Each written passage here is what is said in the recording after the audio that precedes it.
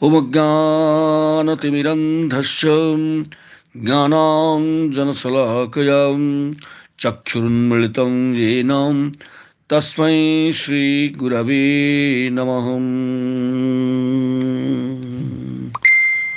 Om Shahana Bhavatu Shahanau Bhunaktu Shahaviryam Karavavahi Tejasvinabadhitamastu ma vidvishavahi. Om Shanti Shanti Shanti. Now, in continuation with the previous topic of Shaptana Brahmana of Brihadaranyaka Upanishad, let us dive deep into the more topics relating to this. Atha trayobhavalokaha manushya pitruloka devaloka iti soyam manushya putrenaiva japyam nanyena karmana Pitrulokah Vidyaya Devalokah Devaloko vai lokanang sresthah Tasmad Vidyam prasasanti. Now, worlds are three only: the world of men, the world of mains, the world of gods. This world of men is attainable through a son and not by any other karma. The world of mains is attainable by karma. The world of gods is attainable by knowledge. Of all the worlds, the world of gods is the best. Therefore, they praise knowledge.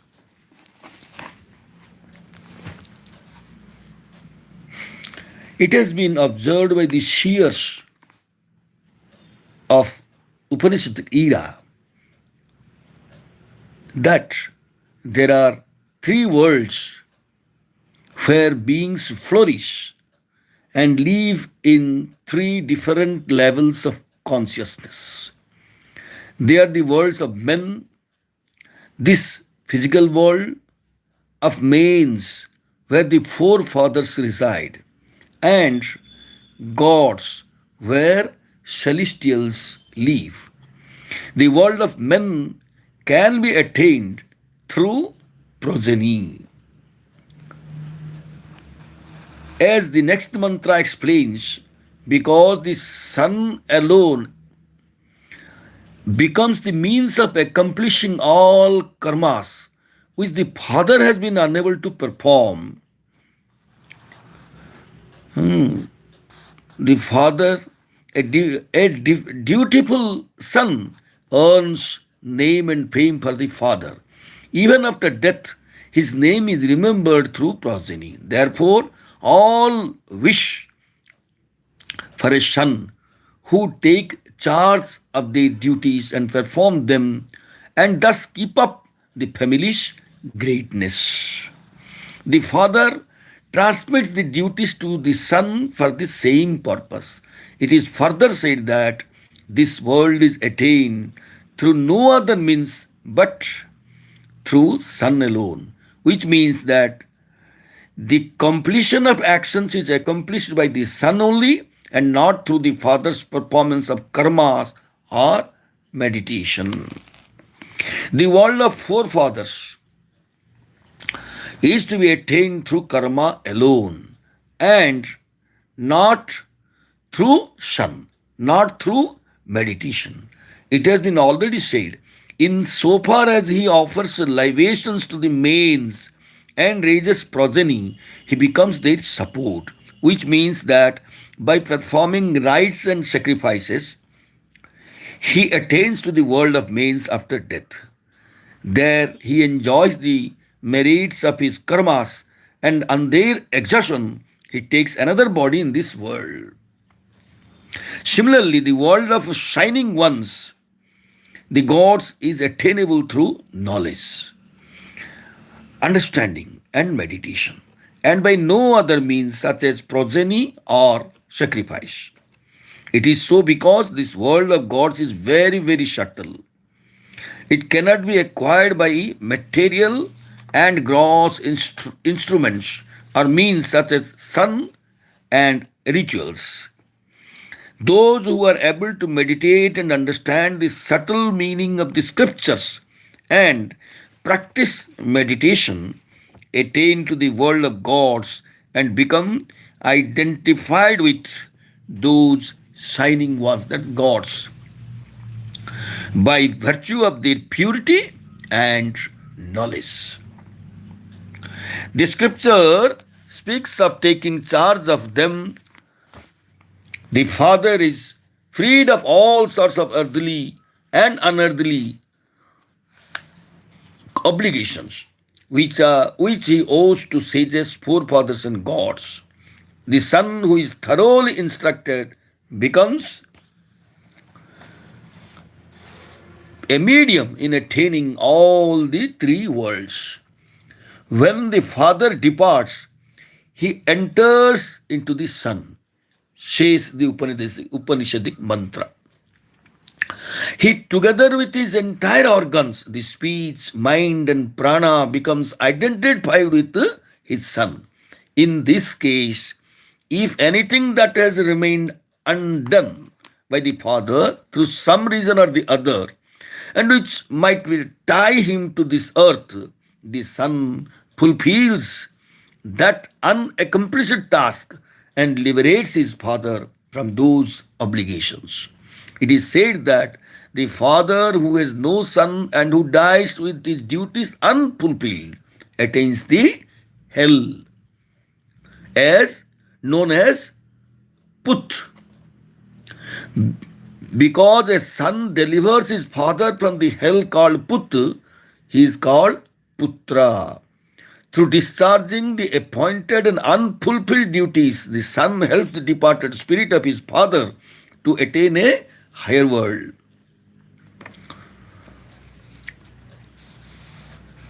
In this way, the father, even after his death, continues to live in this world in the body of his son and attains the world of men. This is the case with ordinary people who do not practice meditation. But in the case of those who practice meditation, what happens?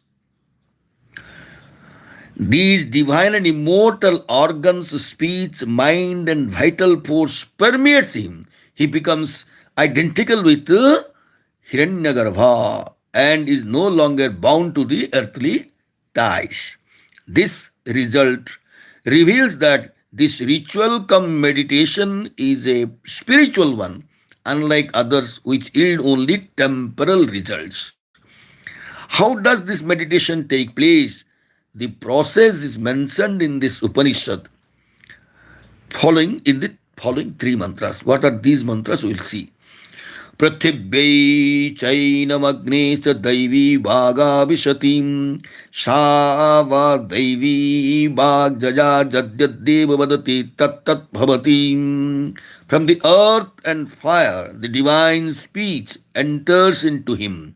That indeed is the divine speech by which whatever he says, all that happens.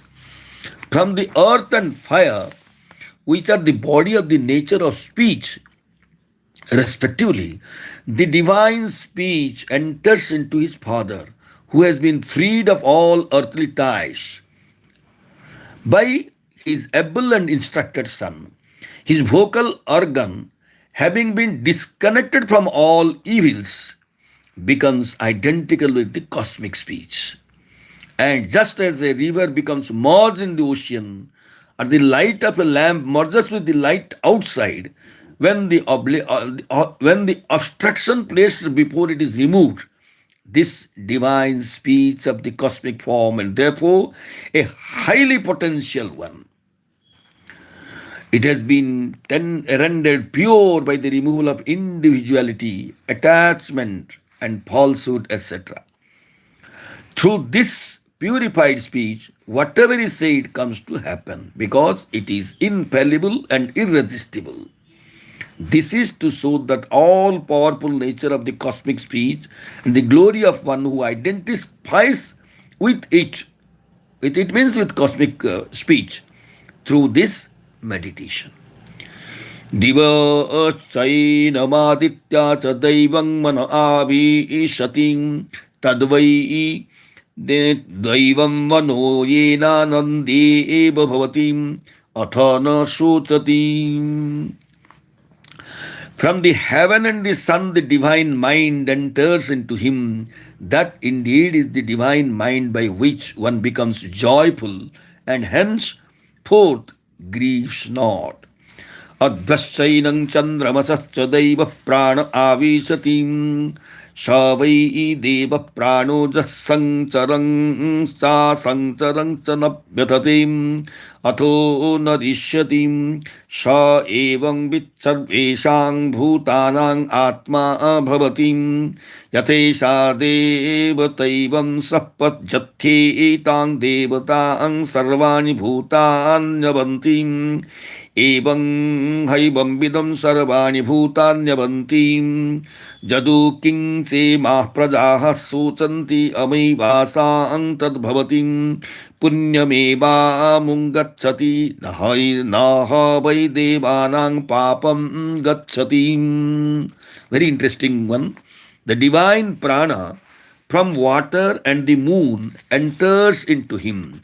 He indeed is the divine prana who moving and not moving does neither suffer nor perish. He, such a knower, becomes the soul of all beings.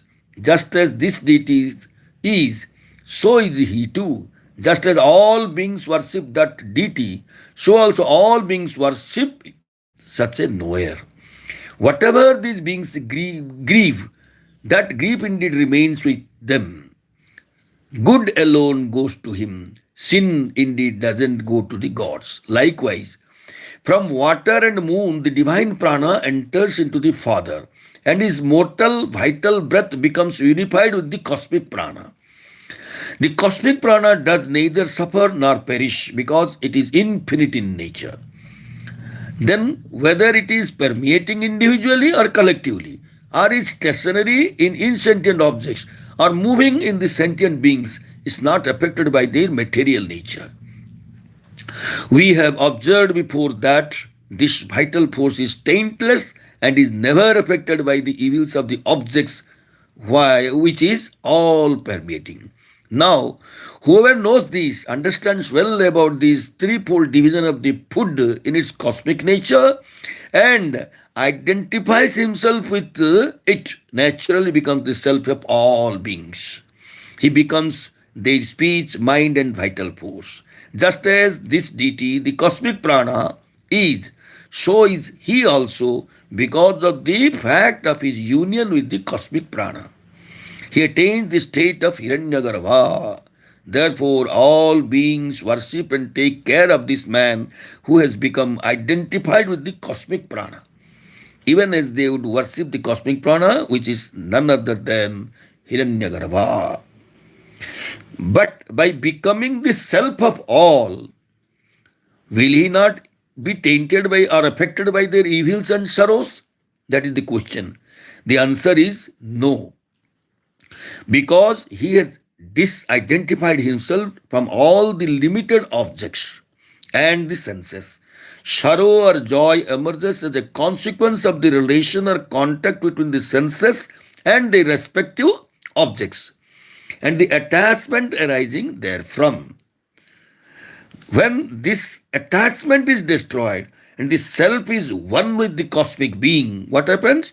Then there remains in him not even an iota of the notion of identity with the objects and the agency of enjoying or suffering.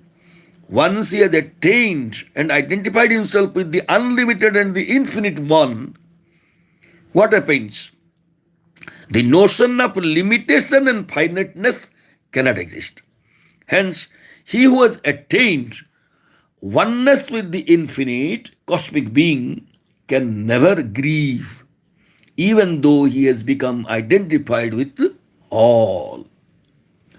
It is to convey this idea that the text of this Upanishad says that when those beings grieve, that grief remains with them alone and doesn't go to this sage who has identified himself with the cosmic self. And that which is good and free from all evils and attachment only goes to him because he is the source of all that is good in this universe. Because they have destroyed the individuality and separateness which are the root cause of all sin. Therefore, sin cannot touch them.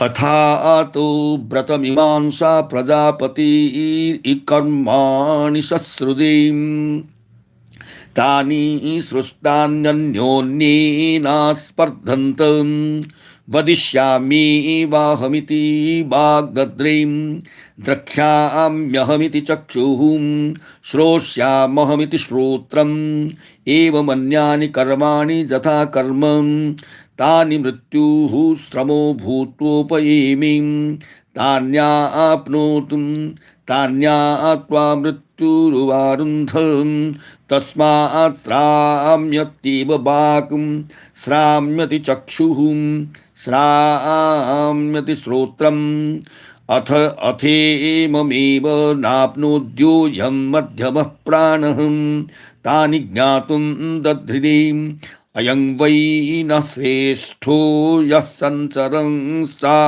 संचरं च न व्यतति अथो न रिष्यति हन्तास्यैव सर्वे रूपमसामेति त एतस्यैव सर्वे रूपमभवन् तस्मात् एतेनाख्यायन्ते प्राणा इति तेन ह वाव तत्कुलमाचक्षते यस्मिन् कुले भवति यः एवं वेद या ओ एवं विदा स्पर्धते नुसृष्यति मनो अनुशुष्य हैवान्ततो म्रियत इत्यध्यात्मम्. Now, therefore, the analysis of duties, Prajapati verily created the organs of actions. They, after having been the speech determined its function, I shall see, thus the eye determined. I shall hear, thus the ear determined. Likewise, the other organs, and according to their actions. Death seized them, having become exhaustion, made them his own. Having made them his own, death arrested them. Therefore, indeed, speech gets exhausted, the eye gets exhausted, the ear gets exhausted. But that which is the central prana, the death, indeed didn't make his own. Those organs determined to know him. This is verily the best among us, which moving or not moving neither suffers nor perishes. Well, then let all of us become of his nature alone. Thinking thus, all of them became of his nature alone. Therefore, they are known as Prāṇa. After him, indeed, that family is called, in which family such a knower is born. Whosoever rivals with such a knower dries up. After becoming dried up, certainly in the end he dies. This is pertaining to the body, the physical sphere. So, what is the explanation? Now we'll discuss. It was said in the last mantra that the prana neither suffers nor perishes. In this mantra, the glory of the greatness of the prana is extolled through an illustration which is self-explanatory. However, we will summarize it in a few lines. Prajapati created the organs of actions. They vied with each other. Each one of them wanted to establish his own superiority over the other. The eye wanted to boast of its superiority. because it did the most important function of seeing, which no other organs could do, and which underlies all gross perceptions. The ear boasted of its power of audition, the rest boasted of their respective functions. But when death in the form of tiresomeness seized them, they could function no more. It was only Prāṇa whom death could not arrest, because it has no individuality or separateness like the organs, but functions equally through all the organs in all beings.